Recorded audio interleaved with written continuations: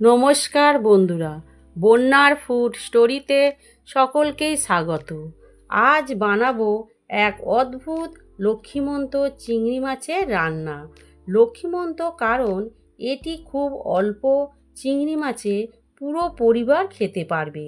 জানেন সেই চিংড়ি মাছের রান্নার নামটাও যে খুব অদ্ভুত, দেহেবু।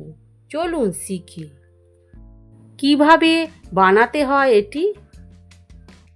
এর জন্য প্রথমে চিংড়ি মাছের মাথা ও চিংড়ি মাছগুলো ভালো করে কেটে পরিষ্কার করে নিয়ে দু আধখানা করে নেবে।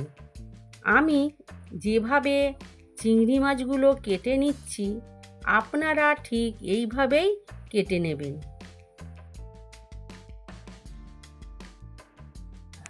এবার আমি আলুগুলোকে ছোট ছোট করে কেটে নেব।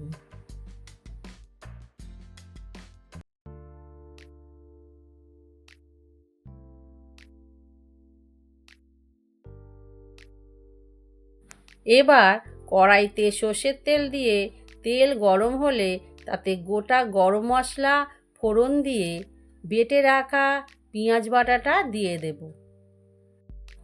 আমি এখানে রান্নাটি করতে 2টি পেঁয়াজ বেটে নিয়েছি।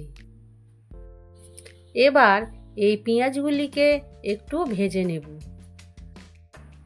পেঁয়াজগুলি একটু ভাজা হয়ে গেলে তাতে অ্যাড করব 1 চামচ আদা বাটা।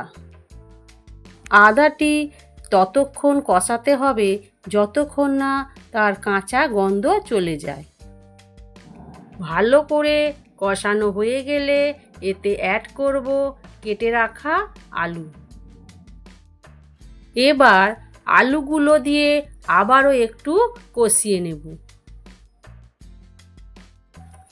আলুগুলো কষানো হয়ে গেলে এতে অ্যাড করব পরিমাণ মতো জল। জল অ্যাড করে একটু নাড়াচাড়া করে এটি 5 মিনিট ঢাকনা চাপা দিয়ে রাখব।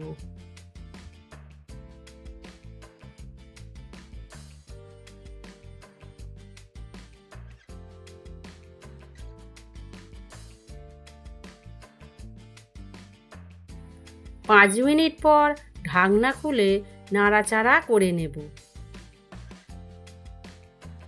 দেখুন আলুগুলো সেদ্ধ হয়েছে। এবার এতে দিয়ে দেব কয়েকটা চেরা কাঁচা লঙ্কা। কাঁচা লঙ্কাগুলো দিয়ে দেওয়ার পরেই এতে দিয়ে দেব কেটে রাখা চিংড়ি মাছগুলো।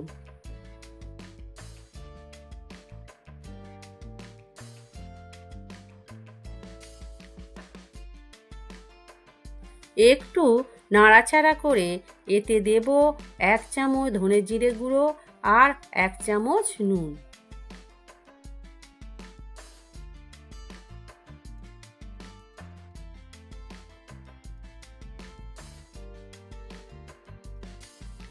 এটি আবারও 5 মিনিট ঢাকনা চাপা দিয়ে রাখব। 5 মিনিট পর ঢাকনা খুলে একটু নাড়াচাড়া করে নিয়ে উপর থেকে ফেটানো টক দই ছড়িয়ে দিয়ে 2 মিনিট ফুটিয়ে নিলেই রেডি আজকের রেসিপি দেহেবু।